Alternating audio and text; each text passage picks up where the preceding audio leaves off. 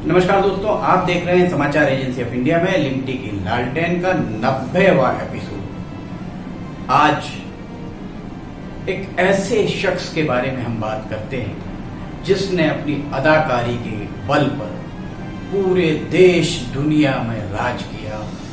ये निश्चित तौर पर हम बात कर रहे हैं इरफान खान के बारे में।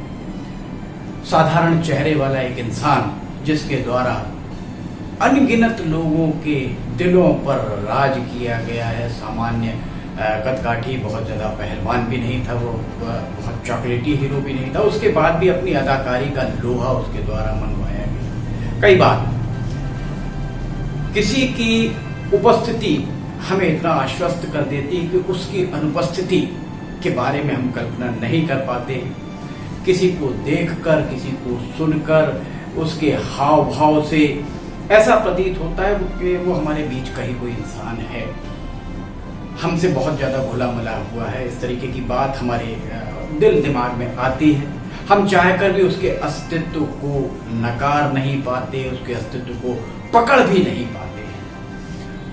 देह का नमक, शरीर से जो नमक निकलता है, और आत्मा का सुकून, दो चीजें ऐसी हैं जो अनेक बातों की उपस्थिति के जरिए, देह का नमक और आत्मा का सुकून, ये इसका निर्माण उसी के जरिए होता है।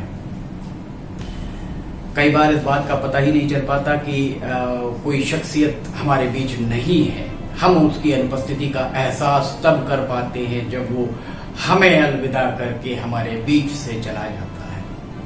इरफान खान, जिनका पूरा नाम साहबजादे इरफान अली खान था, और विलंबित सफलता से लवरेज, आत्मविश्वास और संशय, दिग्भ्रम, न जाने कितनी तरह की अदाकारी, कितनी तरह की कलाकारी इरफान खान के अभिनय में दिखती थी। ये बहुत सारी प्रतिभाएं, बहुत सारा दृष्टिकोण एक व्यक्ति के अंदर समाहित होना बहुत बिरला ही पाया जाता है।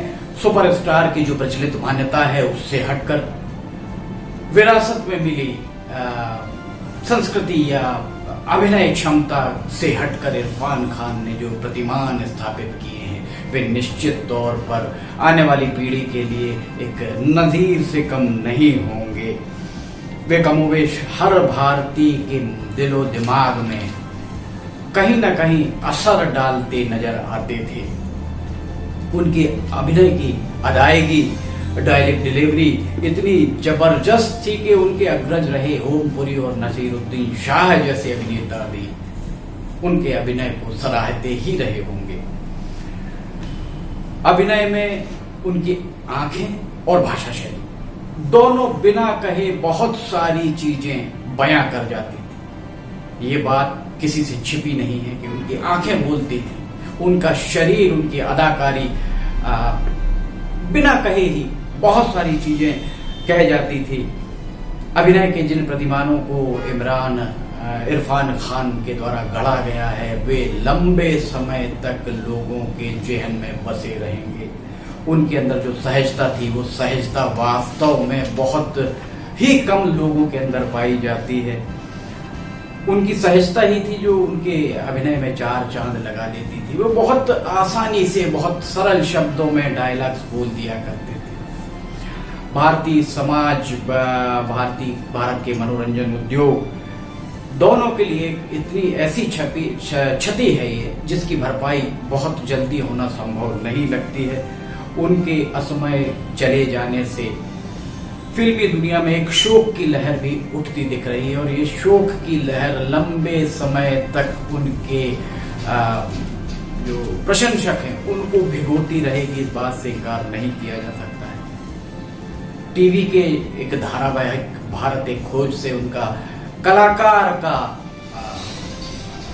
जीवन आरंभ हुआ।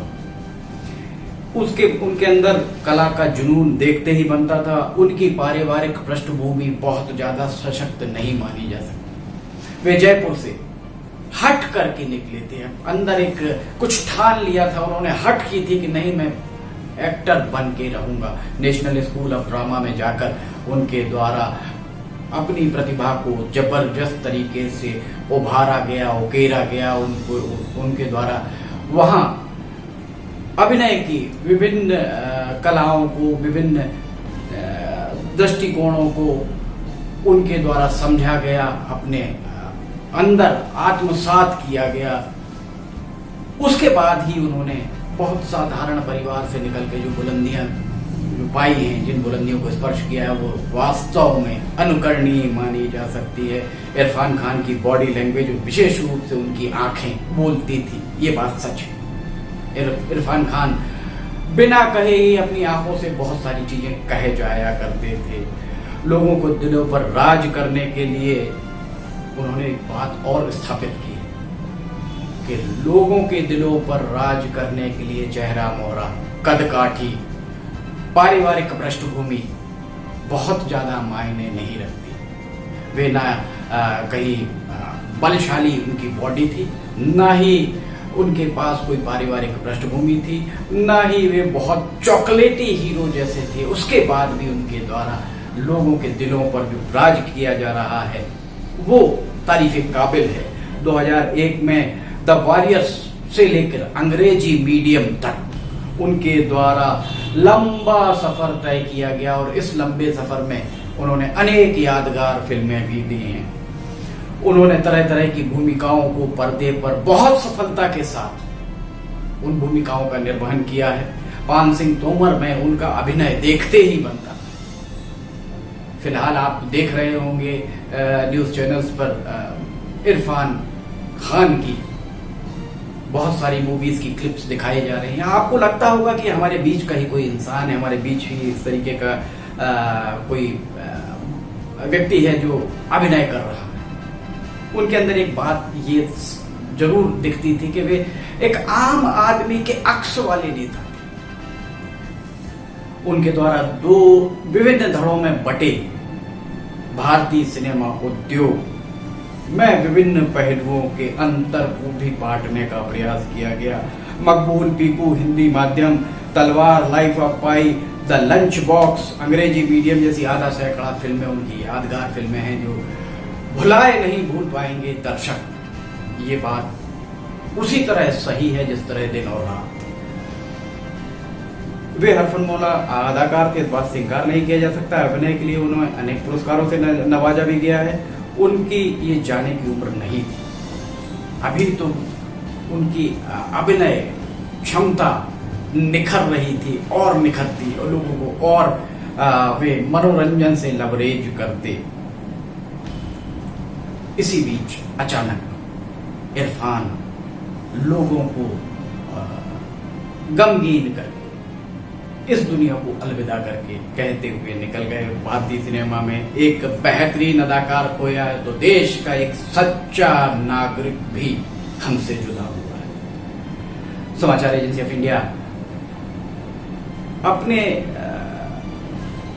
सिंपलिसिटी जो एक बहुत कम अदाकारों में पाई जाती है, उसके साथ जीवन जीने वाले साहबजादे इरफान अली खान समाचार एजेंसी ऑफ इंडिया अपनी भावपूर्ण श्रद्धांजलि अर्पित करते हुए ईश्वर से कामना करती है कि ईश्वर उन्हें अपने चरणों में स्थान दे।